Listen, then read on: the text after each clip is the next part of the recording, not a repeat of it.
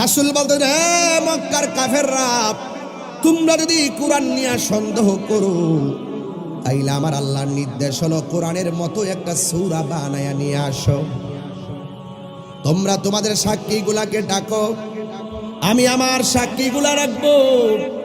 তোমরা তোমাদের পক্ষে সাক্ষী নিয়ে আসো, আমি আমার পক্ষে সাক্ষী নিয়ে আসবো। যদি তোমরা সত্যবাদী হয়ে থাকো, আল্লাহ ছাড়া সাক্ষীদেরকে ময়দানে নিয়ে আসো। কাফেররা মনে করছে নবীর সংখ্যা, নবীর পক্ষে তো সংখ্যা কম, কিন্তু কাফেররা তো যুদ্ধের মূলনীতি জানে না। যুদ্ধের জয় পরাজয় সংখ্যার উপরে নির্ভর করে না, যুদ্ধের জয় পরাজয় নির্ভর করে একমাত্র আল্লাহর সাহায্যের উপরে। কথা বলেন ঠিক কিনা?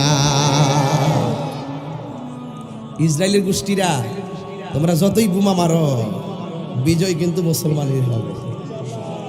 বিজয় মুসলমানের এমন